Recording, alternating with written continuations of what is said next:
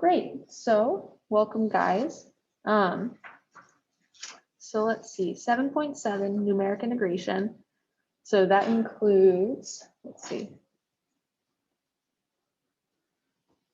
Give me just a second here. So 7.7 numeric integration. So that includes stuff like the left-hand rule, or how I'll talk about it is LRAM. There's the right hand, which is RRAM, midpoint,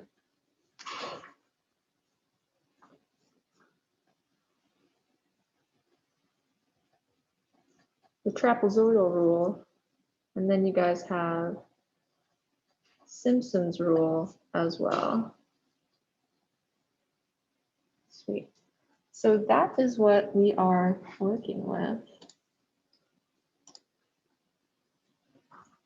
So to give you an example of each, we have LRAM.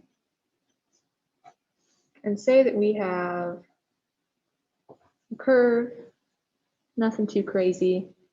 Let's say that it's just going to be a nice wide downward facing parabola. So for LRAM, that means that we are going to be making our rectangles. We're going to be starting from the left side of our bound. So in the case of what I'm drawing here, we're going to have 1, 2, 3, 4, 5 different subspaces, 5 different rectangles. And with LRAM, since we're starting on the left-hand side, we'll take the value, our y value, at that leftmost point of each of our little intervals. So we have this point here, this one, that one, like so. So that means that we will go over like that. And we will calculate the area of these 5 different rectangles and add them together. So let's see. I have a couple of examples on here as well. I'm just gonna good general overview first. Cool. So yeah, so RRAM, super similar. Just instead of taking the points from the left-hand side, they'll just be at the right-hand side.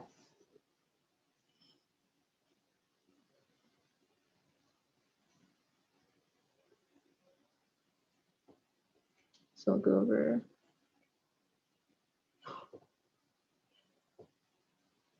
one, two, three, four, this one, like this. And then, let's see, that's also an n is equal to 5. Then the next one that I'll show is going to be midpoint. So this one's just a little bit different because, you know, you're taking your spots, you're taking your values in the middle of your interval. So again, we'll have n is equal to 5. Our function will look something like this, make it a little bit more defined. And so, as the name midpoint suggests, we're going to go halfway into each rectangle. So, for instance, with our first one, if we start on the left side here, we'll go halfway up, right up the middle, and take our y value right in between. So if this is x is equal to 1 and this is 0, then we'll go at x is equal to 0.5, go up, and then take our y value from there. And we'll do that with each of these guys.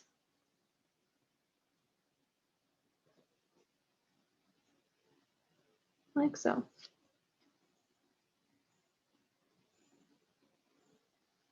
So not too crazy there. And then for trapezoidal rule, this one is going to be actually pretty accurate, which is nice.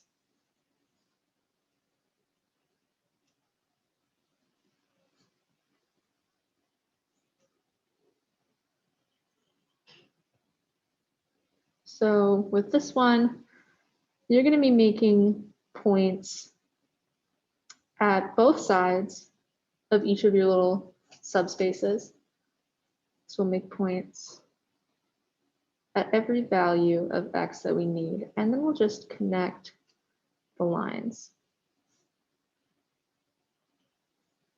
Like that. So it follows the actual curve when you're working with parabolas anyway, really nicely. And you'll add up all the areas like that.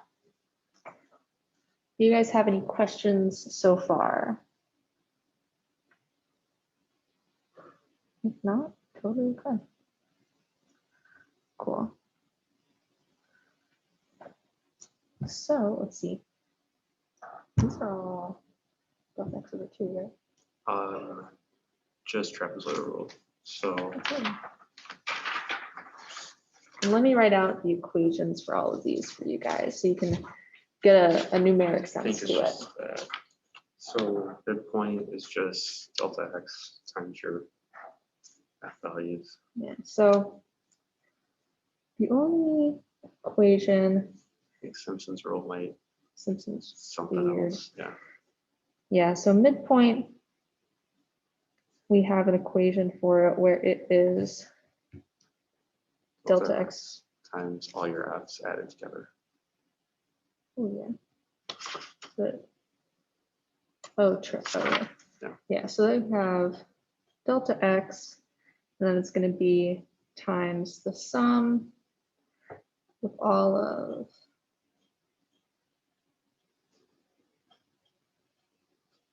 your y values.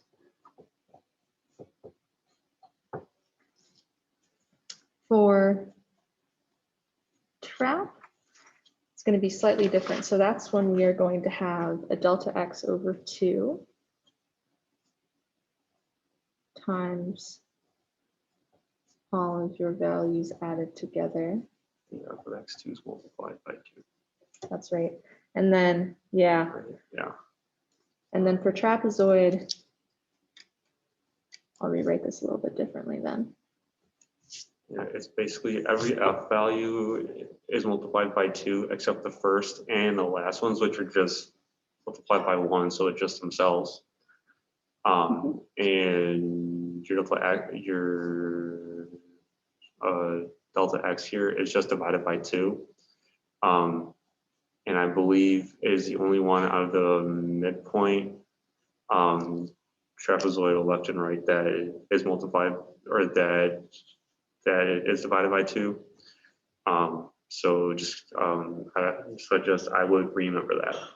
Yeah, so just remember that all these 2's are in the middle, and yeah, should go pretty good. And we just need to remember that these delta x's is equal to b minus a over n. So that is going to be the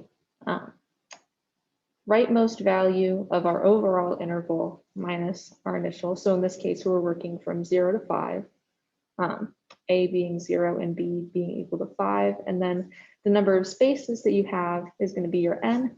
And so in this case, our delta x would just be 1 for all of these that we have shown here. Cool. Now, let's see. The error bounds for these are a little tricky.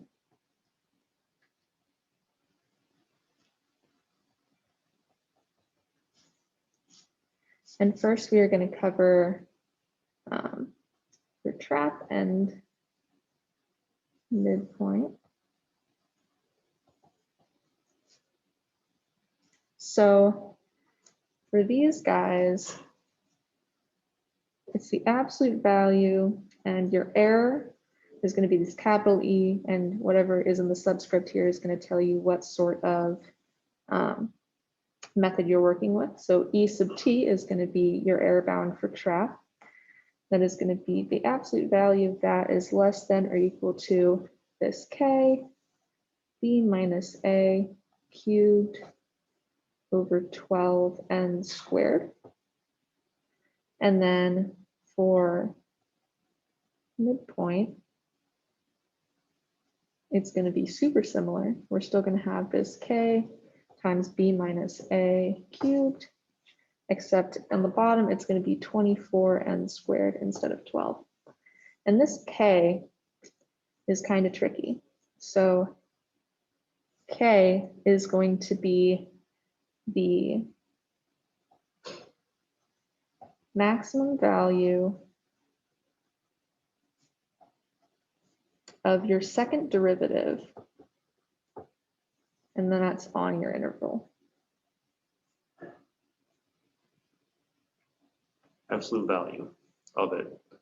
Ah, yeah. Yeah. So, yeah, maximum value of the absolute value. The second derivative over the interval that you're working with. Yeah. And so then a, b, and n are all the same values that we have in our delta x up here. So everything carries through pretty nicely. Now, handy dandy packet, man. Yeah, no, those are great. Sweet. So we'll move on to another page for Simpsons Rule. And Simpsons Rule is definitely memorable. And it does stand out from the other ones. So it's a little bit nicer. Now I won't represent this one graphically because I've never really seen it represented graphically. I haven't either. It's Probably really, a good reason for that. Yeah, it's definitely more of, it puts the numeric integration. Yeah. But so the equation for this guy, we have our delta x. This time it's going to be over 3. And then it is multiplied by your values again, but this time, instead of just having 2's in the middle as multiplied coefficients, like in trap, for this one, you're going to have alternating 2's and 4's. So what I mean by that is you see we have this 4, we have this 2. These will continue to alternate until you get way out to the end. You're going to have a 2. And then the last one where you have is always going to be a 4.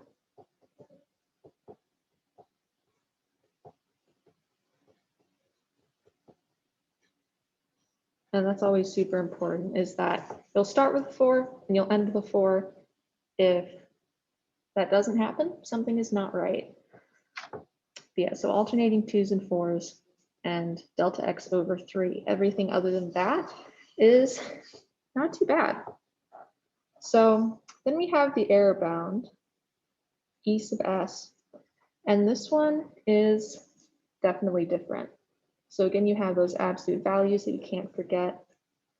You have a k. This time it's going to be b minus a to the 5. And this is going to be over 180 times n to the 4th. So our exponents are a lot larger. Our coefficient in the denominator is much larger. And this time k is actually different as well. So k is going to be the max of the absolute value of actually your 4th derivative of x on your interval. And so getting to your 4th derivative can be a bit crazy sometimes. But you know, the functions that you're given for this typically aren't too terrible. So I wouldn't expect anything that you couldn't do without a calculator on an exam. Or if you're feeling unsteady, even then, show all your work, you'll be better off, I would say. It's always a safe bet. Yeah, and so that is the error bound for that guy. The A's, B's, and N's all mean the same thing. Do you guys have any questions on any of this?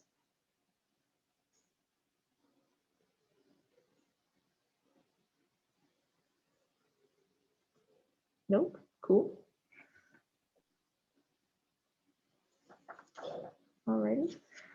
So then, let's see.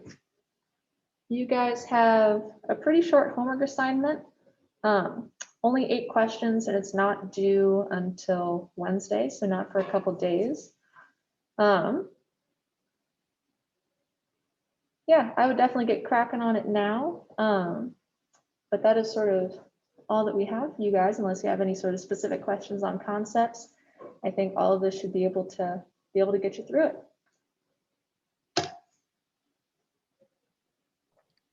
All right, thank you. No problem.